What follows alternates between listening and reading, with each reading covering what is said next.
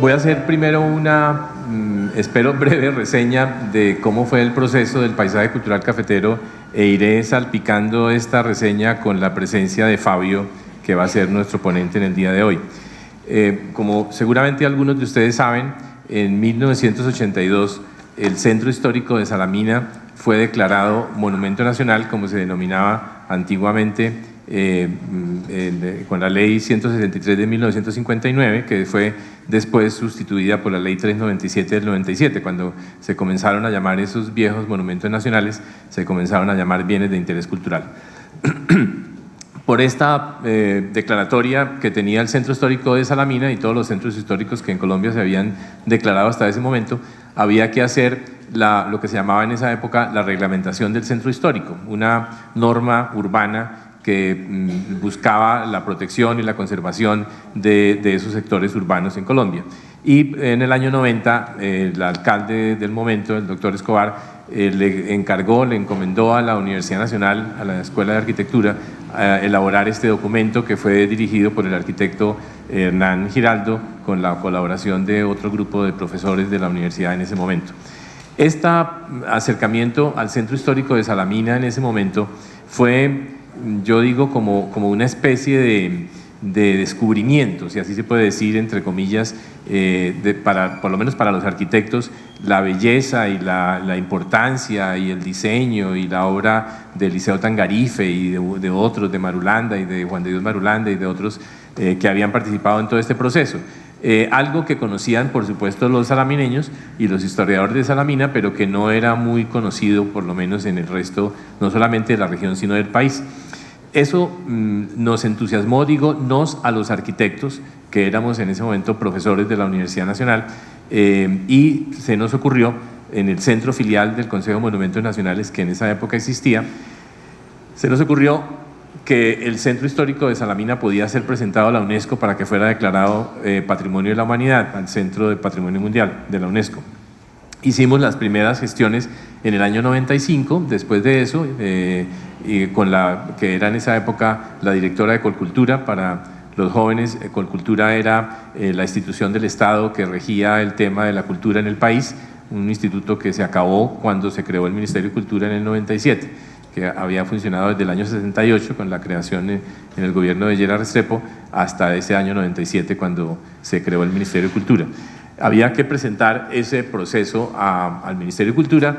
Le encargamos, recuerdo inclusive que con Fabio fuimos a buscar a la directora en ese entonces de Colcultura, Isadora de Norden, que había venido a Manizales a un festival de teatro, y la atalayamos en el Hotel Las Colinas para preguntarle por el tema de Salamina, del centro histórico, de cómo iba la cosa, etc. Y la respuesta que nos dio fue que la UNESCO consideraba que el Centro Histórico de Salamina era un centro histórico más de los muchos 40 o 50 que había ya declarados en América Latina, que había en ese momento en la UNESCO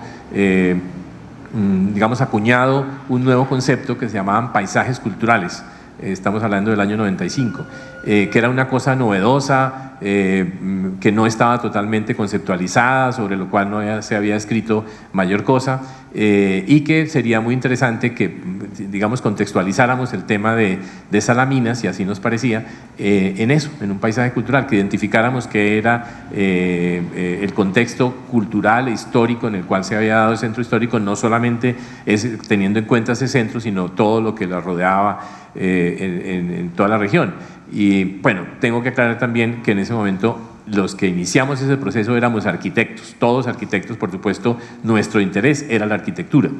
Sin embargo, como había que contextualizarlo, pensamos en la colonización antioqueña, pensamos en todo el desarrollo de la región, hasta que finalmente pues no fue muy difícil, como ustedes se podrán imaginar, llegar a la conclusión que el café había sido en la historia de la región, y no solamente de Caldas, sino de toda la región del centro occidente de Colombia, el motor que impulsó el proceso de desarrollo en la región desde finales del siglo XIX y especialmente en la primera mitad del siglo XX. Todo lo que dinamizó, lo que significó el cambio de la cultura, lo que ustedes conocen perfectamente y que seguramente Fabio nos va a hablar de eso ahora.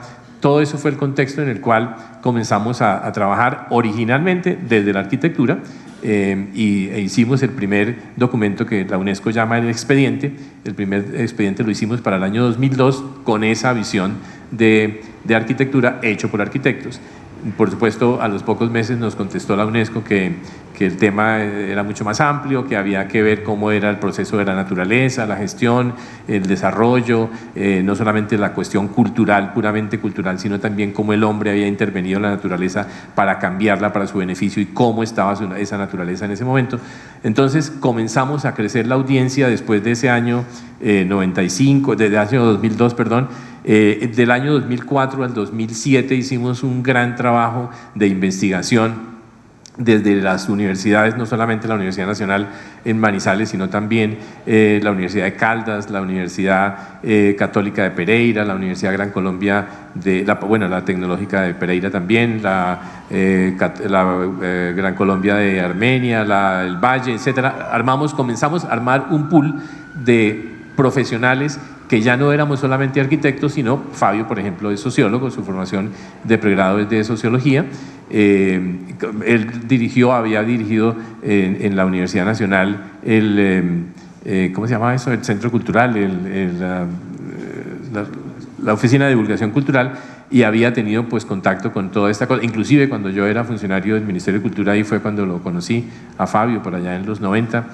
Y entonces comenzamos a invitar amigos y conocidos, y de esos conocidos otros conocidos de otras profesiones que fueron agrandando la audiencia y todo este contexto que, para hacer el cuento corto, yo calculo que terminamos más o menos un grupo de unos 80 o 90 profesionales de todas las disciplinas, desde la arquitectura, pasando por la ingeniería, la sociología, la antropología, los ambientalistas, geólogos, historiadores, por supuesto, abogados, economistas.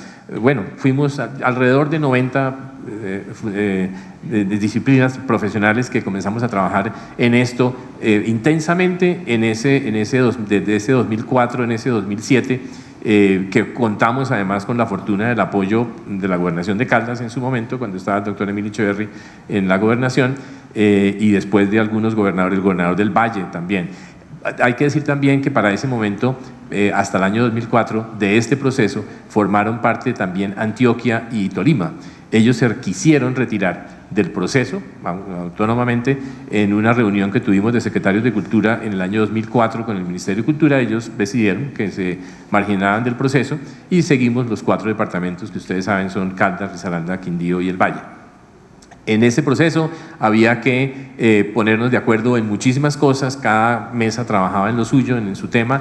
Después hacíamos unas sesiones similares a estas de multitudinarias, trabajábamos arduamente, y todo esto, esa primera parte del 2004 al 2007 fue absolutamente voluntario. No había, pues los que éramos funcionarios pues trabajábamos en nuestras instituciones, pero los que trabajaban particularmente se pagaban sus pasajes, iban a los sitios donde hacíamos las reuniones, inclusive cuando estuve en Antioquia vinieron personas de Abejorral y de Sonsón que se pagaban el viaje para venir.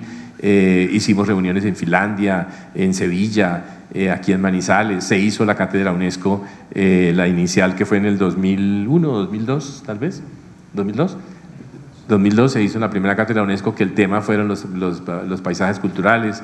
En fin, todo esto fue creciendo hasta que finalmente en el 2007, después de tener ya un bagaje de información y de desarrollo del proceso para alimentar ese expediente, lo teníamos pues más o menos completo, lo presentamos al Ministerio de Cultura e invitamos en ese momento ya oficialmente a la Federación de Cafeteros. Los cafeteros habían participado dándonos alguna información en el proceso, pero no participaban directamente porque tenían pues problemas de la cosa privada de la información cafetera, etcétera, que era perfectamente comprensible, hasta que ya en el año 2008 ellos entendieron, vieron la posibilidad del paisaje como una posibilidad de desarrollo turístico para la región. Entonces, ustedes saben que en el año 89, si mal no recuerdo, se terminó el convenio del café, el mercado aquel, la Organización Internacional del Café, y ya el mercado fue libre para vender todos los países productores de café y tenían que abrir sus mercados, lo cual significó una crisis en todas nuestras regiones y en esta región nuestra del centro occidente de Colombia, y los quindianos vieron una alternativa en el turismo para esta posibilidad y comenzó todo este tema que ustedes también conocen de las fincas cafeteras, de arrendarlas, de hacer todo este proceso de atraer turistas, que se creó el Parque del Café, se creó Panaca y todas estas cosas que se han venido haciendo con el tiempo. Y recuerdo que en esa época, en el 2002 o 2003, un asesor español que había contratado la gobernación del Quindío, tuvimos la oportunidad de presentarle el proyecto desde la Secretaría de Turismo de la Gobernación de Caldas, que en esa época dirigía Olga del Socorro Serna de Quintero. Se lo presentamos, lo oyó la presentación en español, y ese señor español dijo, un especialista en turismo, dijo: esto es lo que tiene que hacer la región, este es su proyecto, esto es lo que tienen que desarrollar. Claro, eso ha tenido, si ustedes lo ven hoy en día, especialmente a mí me parece que el sector del turismo es el que más se ha beneficiado, por decirlo así también, entre comillas, de alguna manera, y los que más han avanzado en todo este proceso de desarrollo. Esto desde el año 2008 en adelante, pues en el 2005 se presentó otro expediente también que lideró el Ministerio de Cultura. Después ya con la Federación se organizó el expediente final, que tuvo pues unos ajustes y algunos arreglos, y se hizo toda la parte gráfica, de diseño, el logo que ustedes conocen del paisaje, etcétera, etcétera. Se hicieron del 2008, 2009 y finalmente en el 2010 se presentó el último expediente, que fue el que produjo pues la declaratoria ya en junio del año 2011. Ese es el recorrido pues lo más rápido posible del tema. Ahí hubo unas recomendaciones que nos hizo la UNESCO. Ya de este tema se apersonó más el Ministerio de Cultura a través de la Dirección de Patrimonio y la misma Federación de Cafeteros. Se apersonaron del tema y lideraron, porque además ustedes saben también que estas declaratorias que se presentan a la UNESCO deben ser hechas a través de los gobiernos nacionales, que son los miembros de la UNESCO. No lo podíamos hacer pues directamente nosotros, ni siquiera la Federación tampoco. Había que hacerlo a través del gobierno nacional, y en este caso del Ministerio de Cultura, que lo hizo, se apersonó, y hoy en día hay una persona, una funcionaria del Ministerio que está pues encargada del tema del paisaje cultural allí, lo mismo que de parte de la Federación. Nos organizamos, no sé si Fabio va a hablar de eso, pero nos organizamos con un comité nacional, unos comités regionales, unos comités departamentales, que nos reunimos cada tanto para hubo que diseñar el plan de manejo también, que se ha ido actualizando con el tiempo. Y también tengo que mencionar, para hablar ya propiamente de Fabio, la actividad que él ha desarrollado desde la Universidad Nacional con la Cátedra UNESCO y con el Observatorio del Paisaje, al cual pertenecen varias, creo que como 10 universidades de la región, que hemos venido trabajando también en este tema.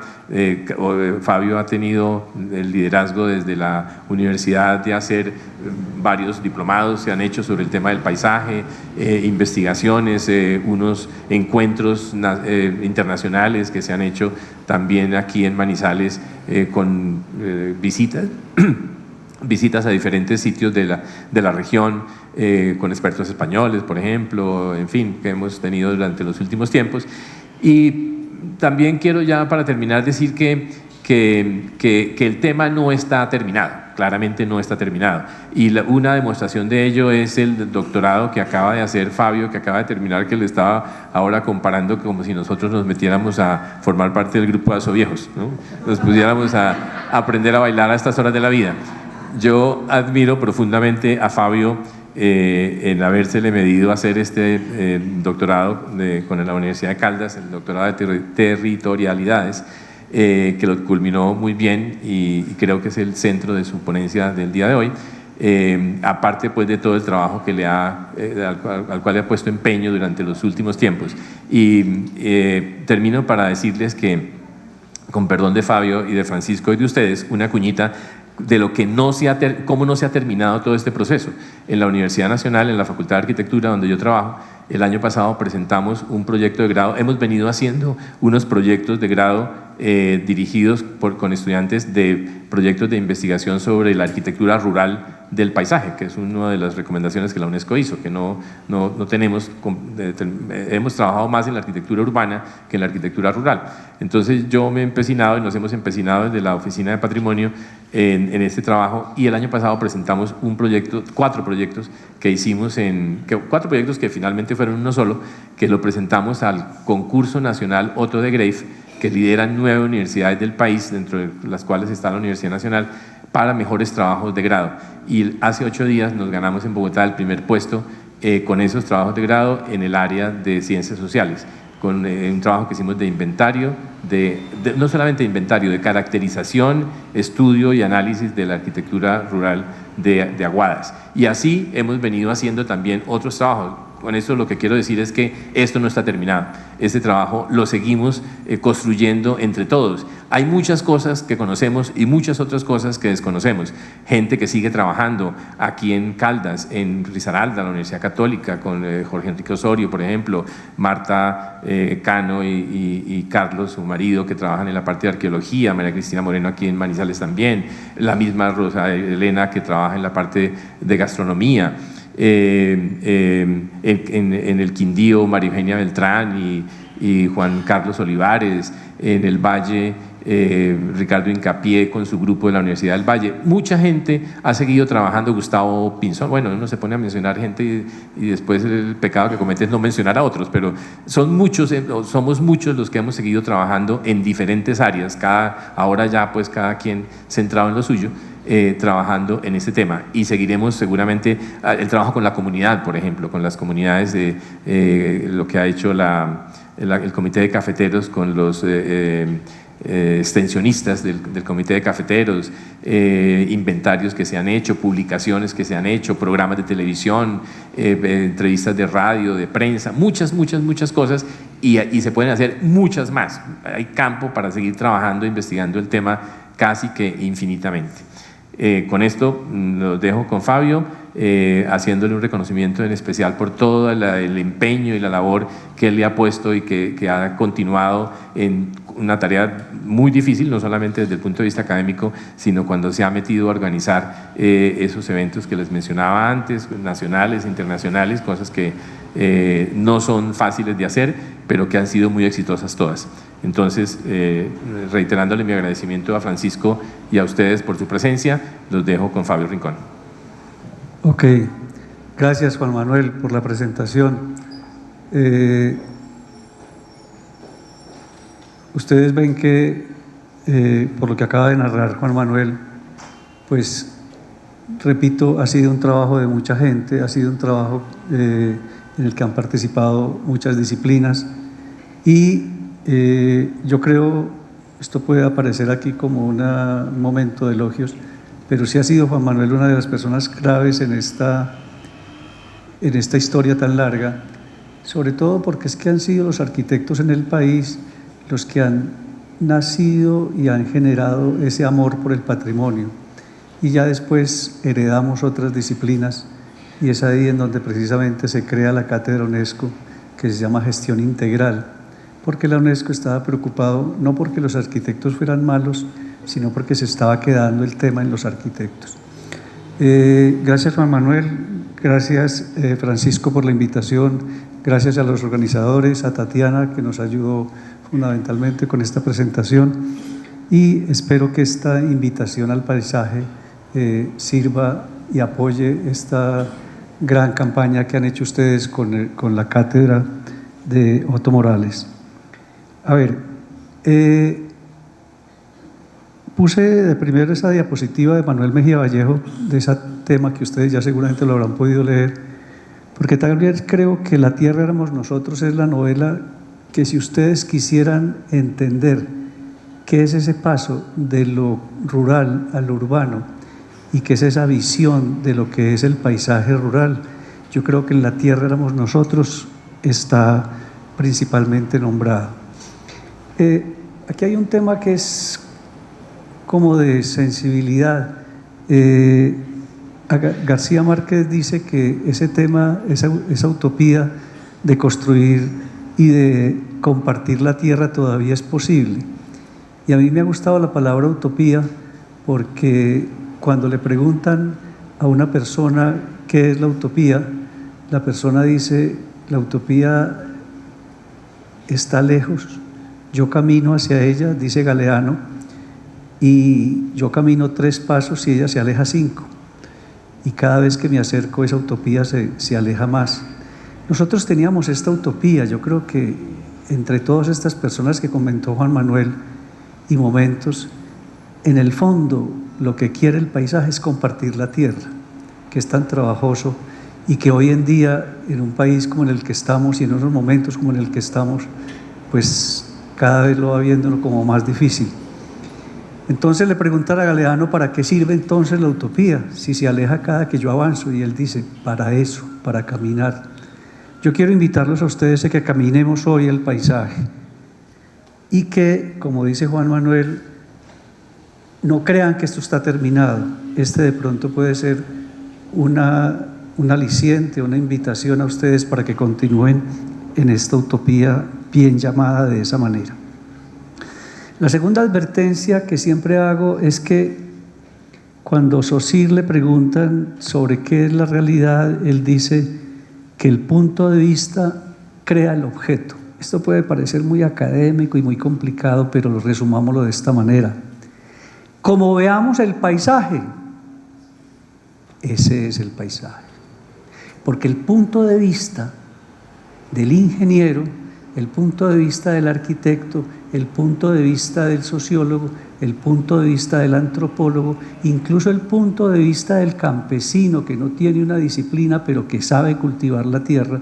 Yo les preguntaba ahorita, que me pareció muy bello llegar al escenario de hoy y encontrar los viejos de Asoviejos. Les preguntaba que si se iban a quedar. Me decían que no, pues que es que hay unos que viven lejos y se tienen que regresar. Y eso es entendible. Pero me puse a hablar con ellos sobre café y es una locura. Lo que uno encuentra en las investigaciones está ahí en una conversación con una persona como los que ustedes vieron, con esa vitalidad y esa juventud y esa alegría que sí quisiéramos tener. Esas personas miran el paisaje cada una de una manera distinta. O sea, que el punto de vista que yo tengo crea el objeto de conocimiento. Vamos a ver que es complicado, que es confuso, pero que no hay que cortarlo. Muy bien, agradezco pues entonces la invitación a la Cátedra de Historia Regional Otto Morales Benítez. Esta es la invitación al paisaje. Esta persona es una persona, George Bertrand es una persona de más de 80 años, está de estar de unos 86, y francés, y está viviendo en España. Ha manejado programas de la administración pública como geógrafo y es profesor universitario. Y él advierte que pasar por el paisaje, es decir, meternos en lo que nos vamos a meter con ustedes ahorita, a entender el paisaje, es ser capaz sobre todo de sobrepasar, de rebasar, dice él, unas distinciones entre cultura y naturaleza. Juan Manuel lo decía ahorita, cuando le empezamos a decir al ministerio que pensábamos en lo de Salamina, ellos dijeron: no, es que la UNESCO avanzó y está uniendo naturaleza y cultura en una denominación que se llama paisaje. Entonces hay que sobrepasar que la cultura es una y la naturaleza es otra. Eso no es fácil. Entre lo material y lo inmaterial, y entre lo objetivo y lo subjetivo, porque es que el paisaje es objetivo. El objetivo de conocer es el paisaje, pero el paisaje también es subjetivo. Ahí nos metemos entonces a definir el paisaje.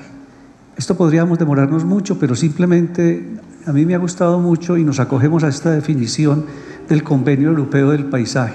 ¿Por qué? Porque es que toda Europa propuso durante más de 5 años que hubiera un convenio de toda Europa para manejar el paisaje. Y miren la definición que sacan: cualquier parte del territorio es paisaje.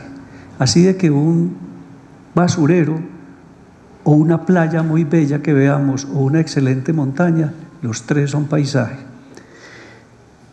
Pero mire lo que dice: tal y como es percibido por la población. O sea que ustedes, señores, son los que definen el paisaje que tienen, no los expertos, son ustedes. Y resulta, miren la definición de paisaje ya, resulta de factores naturales y humanos y sus interrelaciones. Eso es paisaje, amigos. Paisaje es factores humanos y naturaleza y las relaciones que se dan entre esos dos factores. Por eso me parece interesante esta definición del Convenio Europeo. Pero entonces nos advierte Hernández y Ruiz que lo más importante son los usos que la gente hace de ese patrimonio y el procedimiento que resulta de ese uso como creatividad social. O sea que es que el paisaje y el patrimonio del paisaje, lo importante no es saberlo de memoria, que son 52 municipios, que tienen 120.000 hectáreas, que está... No, lo importante es saber cómo usa la gente el paisaje. En dos preguntas que le hice a los viejos, les digo, ¿ustedes tuvieron que ver con el café? Y me dicen, sí, claro, yo sembré café, 3 de ellos habían sembrado café. Y les digo, bueno, ¿cuál era la especie más importante? Y me decían, pues la caturra. Entonces yo le digo, sí, eso me han dicho mucha gente, pero ¿por qué? Y ellos me dicen, inmediatamente, porque duraba más, las especies nuevas duran 6 años. 2, porque no había que hacerle arreglos, sino simplemente quitarle la maleza. Y 3, porque se podía sembrar entre un palo y otro a 3 metros y a 4. Hoy en día la Federación está sembrando a 1 o a 1,5 metro. Entonces cuando el cosechero va no cabe por el surco. Entonces mire que lo importante es el uso y hay que hablarlo muy fácilmente y la gente se lo dice a uno. De nuevo, pues esto hay que decirlo porque, pues cómo no lo decimos. Son 4 zonas en 47 municipios, son 141.000 hectáreas, en ellas existen 300.000 habitantes. Hay 51 municipios en la zona de amortiguamiento, hay 17 áreas urbanas, hay 207.000 hectáreas y 294.000 habitantes. Como ven, mucha gente, yo a veces creo que pueden tener razón, es un terreno muy grande, es un espacio muy grande. Yo creo que de pronto si hubiera sido más pequeño hubiésemos podido tener más control. Pero es un espacio muy grande y ya es responsabilidad de cada departamento pues hacer sus acciones. Estas son las zonas, no me quiero quedar en esto, ustedes las conocen. Muy bien. Yo creo que una de las cosas que comentaba Juan Manuel y que yo quiero resaltar también es que en todo ese proceso tal vez lo más importante fue la gestión interinstitucional. Señores, manejar 4 departamentos hace más de 15 años, cuando teníamos todavía los celos de que es que los pereiranos son no sé qué y las mujeres pereiranas no sé qué y los de Quindío son cuyabros y los de... Es decir, eso fue muy costoso, pero había que manejar no solamente 4 departamentos, sino, miren ustedes, 4 corporaciones autónomas regionales. Un solo dato, para las corporaciones autónomas regionales, la ronda a proteger al lado de un río, para unas es 6 metros, para otras 7, para otras 9 y para otras 3. Ni siquiera las corporaciones autónomas estaban o están todavía unidas en el objetivo de cómo manejar el territorio, el paisaje. 4 gobernaciones con gobernadores distintos, con partidos políticos distintos, con intereses distintos.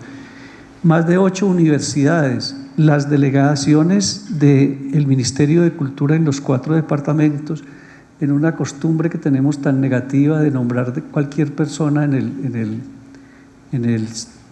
la actividad cultural del municipio o del departamento, sin formación, y 4 comités departamentales de cafeteros, que son comités departamentales autónomos, pueden hacer cosas distintas entre uno y otro. Yo creo que lo más importante de todo ese proceso es que la utopía es posible y esto que parece un imposible, que es unir tanta gente, tantas instituciones, es posible si tenemos ese amor, si tenemos de pronto esa valentía, si tenemos esa energía que nos mostraron asoviejos anteriormente.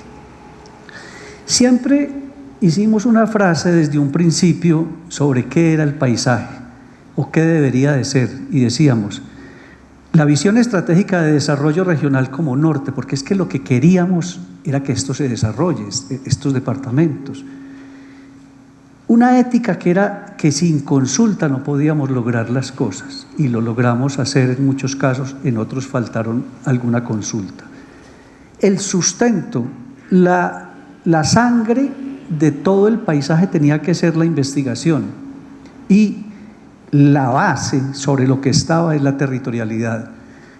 Me parece muy simpático porque esto fue hecho hace más de 10 años, esta frase, y yo termino estudiando un doctorado que es que de territorialidades, y yo en esa época no sabía ni siquiera qué era territorio, pero sí veíamos que la base tenía que ser el territorio. Muy bien, cuando nos declaran el paisaje Patrimonio de la Humanidad, ¿qué fue lo que se declaró? Se declararon 4 cosas. La UNESCO llama BUE, Valor Universal Excepcional. Y después de muchas discusiones y de todas estas instituciones llegamos a esto. 1, un esfuerzo humano y familiar, que es verdad, es de la familia generacional e histórico para producir un café de excelente calidad. En el marco de un desarrollo sostenible ya empezamos a mirar las disciplinas si esto es sostenible hoy en día o no. Pero lo primero es totalmente cierto. 2, declararon Patrimonio de la Humanidad lo que llamamos una cultura cafetera para el mundo, y es de que el mundo nos ha conocido y hemos llegado hasta esos límites por el café. 3, un capital social estratégico, capital social, es decir, eso que tenemos, que son nuestros campesinos, ese capital social estratégico construido alrededor de una institucionalidad. Pensamos que no es solamente una, sino varias, pero así quedó. Y 4, una relación entre tradición y tecnología. Esto es muy bello porque sí es cierto que seguimos cogiendo el café a mano, que es lo tradicional, pero tenemos 11 variedades creadas en Cenicafé. Muy bien, si nos preguntamos en estos 5 años que han pasado, ya van 6, o en los primeros 5 años que han pasado, ¿esto en qué va? Fue la pregunta que nos hicimos. Y nos contrata la Federación y el Ministerio para responder en estos 5 años que ha habido. Entonces sacamos este texto que está en internet. Si ustedes ponen la caficultura como patrimonio o simplemente paisaje cultural cafetero, les sale y está todo el texto. En este texto que sacamos, pues sacamos estas conclusiones a la luz y apoyándonos en el plan de manejo. A ver, sé que este cuadro es como medio ladrilludo para mucha gente y no sé si desde atrás se alcanza a ver bien, pero hagámoslo rápidamente. A ver, el primer valor universal es esfuerzo humano generacional histórico para producir un café de excelente calidad, pero es que hay unas amenazas que así quedaron en el plan de manejo, y es la disminución de la rentabilidad de la caficultura. Disminución de la rentabilidad de la caficultura quiere decir que es mejor sembrar plátano, aguacate, que café. 2, un bajo relevo generacional. Es verdad, los muchachos no quieren quedarse en el campo. 3, cambio de vocación del uso de la tierra. El uso de la tierra ya está empezando a ser o para turismo o para otras cosas. Entonces, el objetivo del plan de manejo, así fue como quedó el plan de manejo, es fomentar la competitividad de la caficultura. Entonces, y promover el desarrollo de la actividad cafetera y su entorno.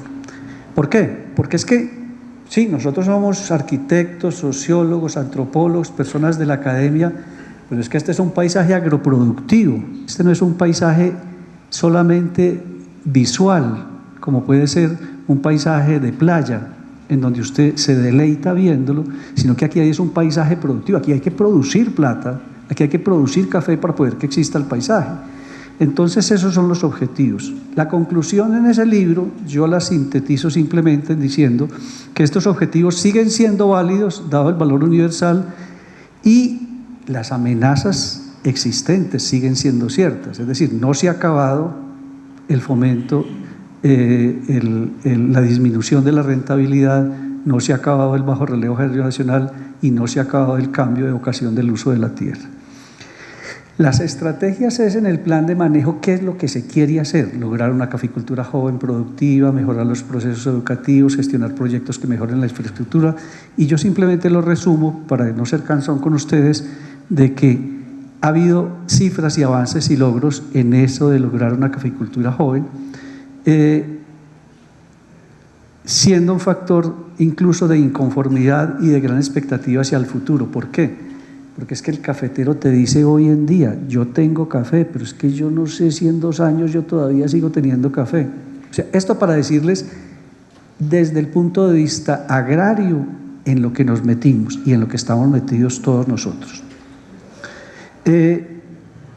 La estrategia 2, hay cumplimiento en esos agentes. En la estrategia 3 hay avances, no en su totalidad, por ser una estrategia a largo alcance. Es decir, usted cuando logra tener todo el desarrollo del gremio cafetero, pues es a largo alcance.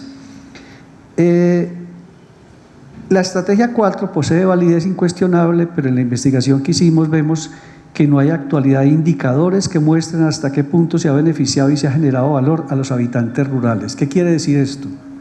Es que UNESCO declara Patrimonio de la Humanidad al paisaje, pero es que el primer beneficiario debe ser ese campesino. El primer beneficiario debe ser ese campesino. Y las evaluaciones que se hacen de cuánto café se ha sembrado, de cuánto café se ha recogido, que este año queremos pasar los 11 millones de sacos o 12 millones, que tenemos tantos empleados. No, lo que hay que mirar es hasta dónde se ha llegado en ese apoyo. Muy bien, con el valor 2 simplemente les quiero comentar que sigue habiendo una máxima preocupación por la pérdida de saberes y técnicas constructivas tradicionales. ¿Qué quiere decir eso? Juan Manuel hablaba ahorita del valor de la arquitectura, y es que hoy en día todavía podemos ir a algunas veredas y preguntar quién me hace una casa de bareque, quién me hace una casa de guadua, pero cada vez menos, cada vez menos. Es decir, hay unas técnicas constructivas y hay unos saberes ancestrales que son los que se deben de mantener. Y simplemente en el caso de los avances de programas de comunicación y difusión, debemos de pasar a hacer una imagen bellísima del paisaje. Es que ustedes pueden meterse en Google o en lo que se quieran meter, en Facebook o en YouTube, y salen unas bellezas de videos hechos por la federación, por mucha gente. Cualquier alcalde hace un video bellísimo hoy en día con los drones, que es fácil y no es tan costoso. El de Neira es bellísimo, pero el reto es la apropiación social.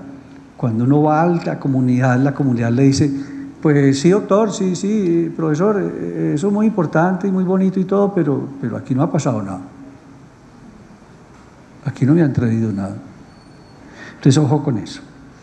No quiero hacerlo con el capital social estratégico para no ser largo con ustedes, pero el reto es todavía la gestión y incluso en el paso de ajustar intereses gremiales. Si quisiéramos concretar el plan de manejo, qué es lo que se debe de hacer y qué se ha hecho, pues el Ministerio y la Federación, con ayuda de nosotros, hicieron estos dos guías que se consiguen en Internet también en esta dirección, y que en ellas aparece cómo están los planes de ordenamiento territorial de los 51 municipios. A ver, simplemente, si yo tengo un POT, supongamos el POT de Manizales, y el POT de Manizales no incluye el paisaje, pues hasta ahí llegamos.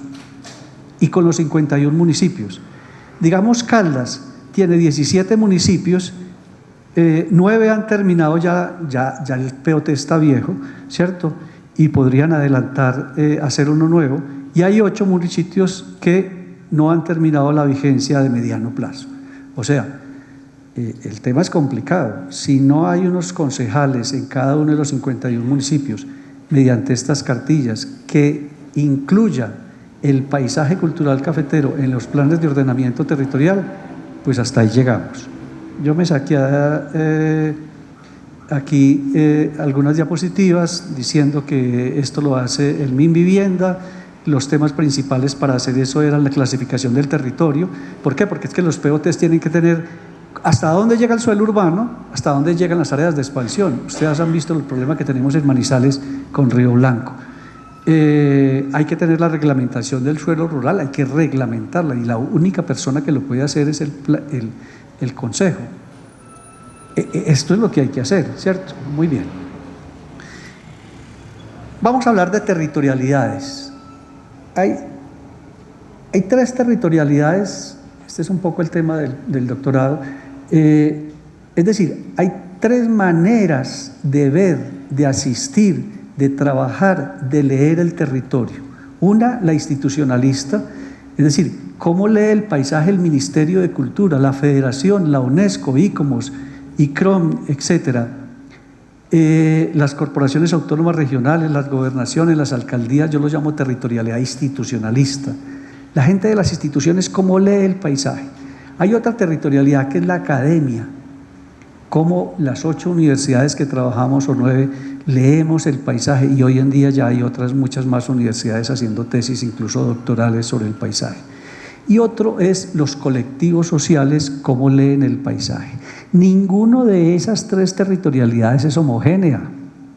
Empecemos por la última. Los colectivos sociales no leen el paisaje, no actúan en él de la misma manera, porque una cosa es un cosechero, otra cosa es un pequeño propietario, otra cosa es un mediano propietario y otra cosa es un gran propietario de café. Una cosa es ser usted cosechero, otra cosa es ser usted hacendado, otra cosa es usted ser capitán o dirigir el grupo de personas que recolectan. Es decir, hay escalaridades. En la territorialidad académica, los antropólogos miran el paisaje de una manera no distinta, sino específicamente, a diferencia de cómo lo miran los arqueólogos. Y eso no es que esté mal ni esté bien, sino que así es. Es como en medicina, usted pedirle a un optómetra que hable del corazón. Él dice, no, es que yo soy optómetra, yo sé de ojos, pero yo no me pongas a hacer una operación de corazón. Entonces, ahí vemos lecturas distintas de la territorialidad del paisaje. Y en la territorialidad institucionalista, ya lo había dicho, hay instituciones que miran el paisaje de una manera diferente. ¿Qué se creó? Se creó una organización institucional en la que está el comité directivo, que son el Ministerio de Cultura, la Federación, las gobernaciones, estos ministerios que se están tratando de que actúen más fuerte, y la Dirección de Planeación. Aquí logramos, me quedó mal hecha la diapositiva, logramos que esté en las universidades, en el comité, este es el comité directivo. En el comité regional están los delegados de gobernación, delegados de las CAL, del comité de cafetero y de las universidades. Ahí logramos actuar como observatorio. Hay unos comités técnicos departamentales que, dicho sea de paso, qué cosa tan difícil. ¿O no, Juan Manuel? Es decir, como ya la cosa está hecha, como ya se logró, la gente dice, bueno, ¿cuánta plata hay para la Cámara de Comercio? Y dígame, yo voy a ver qué es lo que vamos a hacer, o ¿cuánta plata hay para la Universidad TADO? Y resulta de que es al contrario, es qué apoyo puede dar esa institución. Después hay unas mesas de temas como la sostenibilidad ambiental, la educación o el turismo, y después los comités municipales.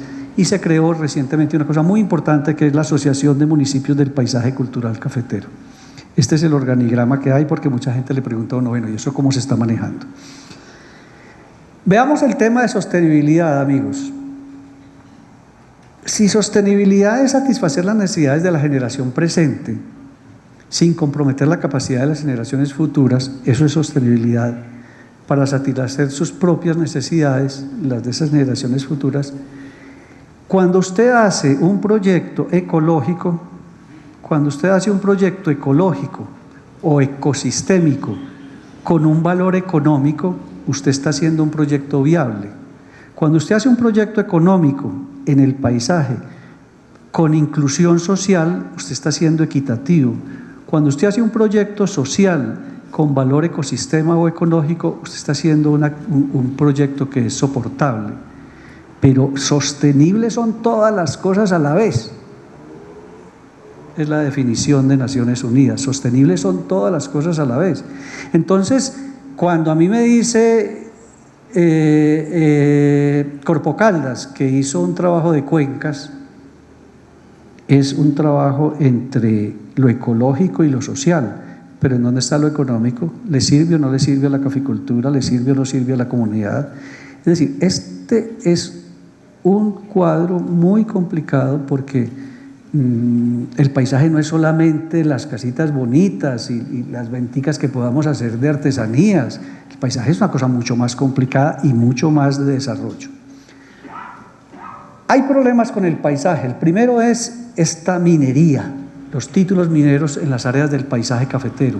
Ya las manifestaciones las hemos visto en todas las ciudades. Los títulos mineros son estos rosaditos que ustedes ven aquí, a estos son títulos mineros, estos son títulos mineros. Este es el paisaje y miren los títulos mineros, mírenlos. La cosa no es fácil. ¿Cuáles serían entonces los retos actuales para esos paisajes agroproductivos? Yo digo que uno de los principales retos es el desorden turístico. Está existiendo una apropiación indebida de contenidos materiales y simbólicos buscando satisfacer simplemente las necesidades de demanda turística. ¿Qué quiere decir eso? Un contenido material y un contenido simbólico son las palmas de cera. Pero resulta que es que el alcalde le dio por aceptar que nada más ni nada menos que el concurso mundial de motocross se hiciera en el municipio. ¿Saben de qué estamos hablando, cierto? En Quindío. Entonces, el reto del turismo no es tener cantidades de gente, el reto del turismo es mantener también el valor universal excepcional con el que fue declarado vivo. Y hay desconocimiento de la configuración e implicación de paisajes culturales como patrimonio. Es que cuando yo digo que un paisaje es visto como patrimonio, yo estoy viendo la esencia del paisaje, no simplemente el uso que puedo sacar. Y esas territorialidades del desorden turístico nos hablan también de que eso va a ser insostenible. Miren ustedes, uno de los principales problemas que tiene el turismo son las pandemias. Siempre creímos que el mejor destino turístico eran las playas en Estados Unidos o en Miami Beach, y mírenlas cómo están, por problemas que hay ambientales y por problemas que hay de calentamiento global, o cuando hay una enfermedad, una pandemia. Entonces, no es como tan fácil casarse con el tema del turismo. Mercantilizan los atractivos. Yo puedo mercantilizar el atractivo o esos atributos. Y se crea o se recrea un patrimonio del lugar muy distinto. Miren ustedes lo que está pasando en los sitios mundiales de turismo, en donde ya las comunidades piden, por favor, no tengamos tantos turistas. Muy bien, voy a presentar algunas. Un geógrafo español llama paisaje in situ a cuando usted está dentro del paisaje. Lo que ustedes hicieron, el recorrido, entiendo que hicieron en Río Sucio, es un paisaje in situ. Ustedes fueron allá y lo tocaron, lo vivieron.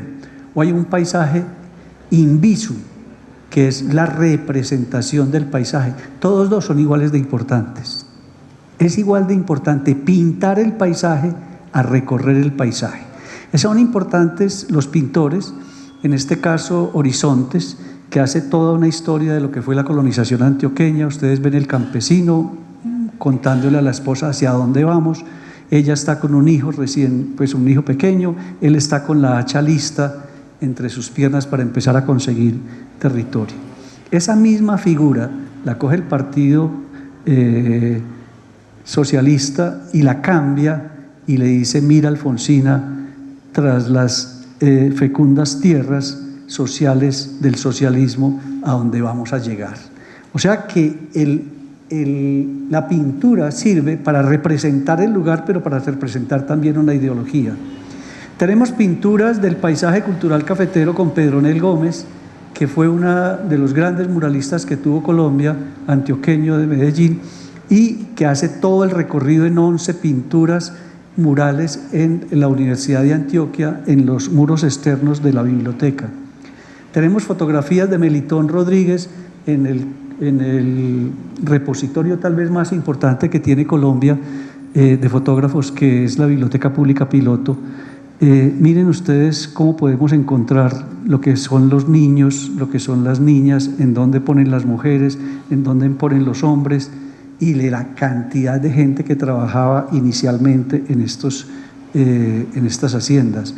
O las representaciones ya que hacen pintores como los nuestros, sobre el color, sobre lo que quiere la pintura es producir una sensación, y en este caso cómo se logra con esa diversidad de colores que tiene nuestro paisaje cultural cafetero. O la caricatura. Osuna dice en una caricatura: nuestro café no cae porque la gente preocupada toma más café. Y en esto hay cantidades de caricaturas que se puede hacer al seguimiento. Miren esta caricatura, esta foto que yo siempre he puesto de Melitón Rodríguez, de las costumbres en la siembra del café, en el cultivo del café, perdón. Esta es una mujer mayor que le lee a esta niña el tabaco en el corte, pero miren ustedes los sombreros que se utilizaban, los canastos que se utilizaban, los vestidos, la clase de café que había. Lo que estoy invitando es a cómo se puede investigar el paisaje desde muchos campos. Miren lo que nos deja en la fotografía de lo que fue el gran problema de sacar el café al mar, o lo que está en nuestras chivas, o lo que está en la literatura. En Asistencia y Camas hay una de las bellezas de narraciones de cómo el cafetero es muy llorón, siempre dice que está mal y mentiras que tiene plata, una cosa bellísima de Rafael Arango Villegas. O La cosecha en Lizarazo. En síntesis, Berker, que es uno de los geógrafos también más importantes e impulsores del estudio del paisaje, dice que cuáles serían las condiciones para considerar que una cultura ha logrado convertir el paisaje en un hecho sustantivo. Y él se responde diciendo: palabras específicas para nombrarlo, representaciones literarias como las que les acabo de mostrar, representaciones pictóricas, musicales, las tenemos, hay música sobre el paisaje muy bella, y reconstrucciones artificiales de la naturaleza.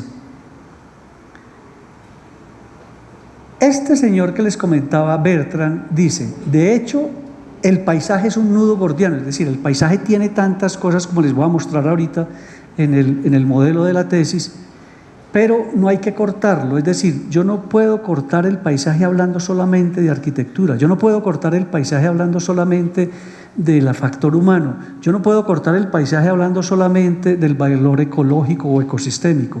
El paisaje se entiende cuando se hace complicado, cuando yo cojo todo el paisaje. Y él hace una frase muy bella que dice: mi paisaje es sensible, no es ajeno a mi conocimiento. Quiero saber lo que veo, que es importante. Uno cree que es ir y mirar. No, yo quiero saber qué es lo que voy a ver. Si ustedes leyeron antes de salir a Río Sucio, ustedes supieron lo que iban a ver. Y él dice: veo mejor lo que sé. Claro, cuando ya sabía, veo mejor. Cuanto más veo, más sé.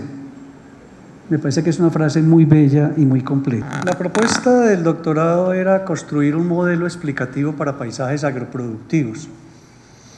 ¿Qué quiere decir un modelo? Un modelo quiere decir cómo yo puedo leer cualquier paisaje agroproductivo, un paisaje de caña, un paisaje de algodón, un paisaje que no sea de café, y en el caso del estudio, un paisaje cafetero. Pues yo planteo 5 dimensiones: una dimensión ecosistémica, una dimensión sociohistórica, una dimensión socioeconómica, una dimensión sociocultural y una dimensión sociopolítica. ¿Esto qué quiere decir? Que si yo, cuando visito un sitio, un paisaje, estoy al frente de ese paisaje y no aclaro me parece que en la salida que ustedes hicieron a Río Sucio lo vieron. Yo no aclaro qué suelo tiene ese paisaje, cuál es la biodiversidad de ese paisaje, cuál es ese relieve que tiene, si es de 15, de 10 o de 12%, a qué altitud estamos, y este es un valor muy importante porque estamos pasando altitudes que nunca habíamos tenido en el paisaje cafetero, qué hidrología tiene, cómo se llama ese río, cómo se llama esa cuenca, qué clima tiene. Si yo en una visita como guía turístico o como persona que quiero coordinar una visita a un paisaje, no explico la dimensión ecosistémica, pues estoy fallando en un componente fundamental muy grande. 2, la dimensión sociohistórica. Es fundamental aclarar, y en esto pues afortunadamente tenemos al profesor Albeiro Valencia, que lo ha aclarado aquí en este mismo seminario. Si no aclaramos los hitos históricos, de dónde venimos, cómo fueron los asentamientos, cómo fueron los poblamientos, qué fue lo que pasó, cómo se hizo, cómo se escogió el lugar, qué fue lo primero que se hizo, qué fue lo segundo, yo estoy desconociendo un factor muy importante cuando hago una guía o cuando estoy conociendo un paisaje. Esta dimensión sociohistórica es absolutamente clave, podría dar ejemplos, no me quiero quedar en ella para no extenderme. 3, la dimensión socioeconómica. Hemos dicho, el paisaje cafetero, el paisaje agroproductivo en general es económico, es para ganar plata. Es decir, nadie tiene una finca de café para perder plata, nadie. Si no quiere trabajar pues el café, pues más bien le quita el café, pero si tiene café tiene que trabajarla. Entonces tiene que haber una economía del producto, mirar cómo es esa economía, cuál es la propiedad de la tierra, explicarle a los que estamos visitando cuál es la organización productiva que existe, cuál es el sistema de producción. Porque es que el paisaje cultural cafetero y la caficultura como producto crea una economía, pero como práctica crea una cultura. Son dos cosas muy distintas. Aquí estamos viendo la economía, el producto. 4, la dimensión sociocultural. Aquí entra toda la cultura, las creencias, las memorias y sobre todo las representaciones. Si no entendemos ese baile de hoy como una muy bella provocación, la segunda, si no entendemos el baile del diablo como una cosa muy alegre y lo descuidamos, no podríamos explicarle a la persona que está viendo el paisaje que le estamos haciendo una guía o que le estamos presentando el paisaje cultural cafetero de la mejor manera. Podría ser cantidad de muestras, ya mostré literatura, pintura, ahorita mostraremos un poco de poesía. Y el quinto y más importante tal vez es la dimensión sociopolítica. ¿Cuál es la capacidad y la relación entre los actores en ese paisaje? Es decir, ¿quién toma las decisiones en ese paisaje? ¿Cuál es la escala espaciotemporal? ¿Cuáles son las estrategias y dispositivos institucionales que se utilizan? Miren, les doy un ejemplo. Un dispositivo institucional es el logo que creó la Federación para mostrar el paisaje cultural cafetero. Y ustedes han visto que no lo he querido mostrar, porque tengo serios problemas con ese logo. Ya me ha regañado varias personas diciéndome que es que el paisaje no tiene nevado. Jorge Eduardo Botero hizo una exposición en el Banco de la República muy grande y muy precisa sobre las inconsistencias de ese logo. Pero ahí hay un dispositivo institucional. Es decir, la dimensión sociopolítica es tal vez la dimensión más importante para mirar cómo se están llevando a cabo las acciones en el paisaje. Yo no puedo hacer una guía turística, yo no puedo presentar un paisaje si no presento esto. Esto es lo que yo creo como modelo, simplemente. Entonces, yo tengo que conocer todos estos componentes para poder explicar qué es un paisaje agroproductivo. Les voy a dar un solo ejemplo. En las fincas que ustedes vieron que fueron pocas, no es que fueran pocas fincas, es que había que hacer lo siguiente. Había que hacer con cada uno de estos componentes, mire, hagamos solamente la unión de relieve y hitos históricos. ¿No fue clave, profesor Albeiro, el relieve para la colonización antioqueña? Absolutamente clave. Influyó, determinó. No fue clave el relieve para los asentamientos o para los poblamientos. No fue clave el relieve para la economía del producto. Pues claro, un cosechero te cobra más cuando la finca es muy inclinada. Para la propiedad de la tierra, ¿cuáles son las fincas más planas y quién las tiene? ¿Y quién tiene las fincas más inclinadas? Es decir, hacer la relación entre cada uno de los componentes de cada una de las dimensiones era el ejercicio para el doctorado. Y lo podemos hacer con cualquiera de los subcomponentes de cada dimensión. ¿Cómo juega el relieve con las representaciones? Ustedes ven en la pintura de Cosme Jaramillo que mostramos que está el relieve, en las memorias, en las creencias. ¿Cómo juega el relieve con los dispositivos institucionales? Pues claro, la gente le dice a uno en el campo, es que no me presta el banco precisamente porque yo tengo una chagrita muy inclinada. Entonces, ese es el modelo que pienso yo y que planteo en el doctorado para leer cualquier paisaje agroproductivo. Muchas gracias.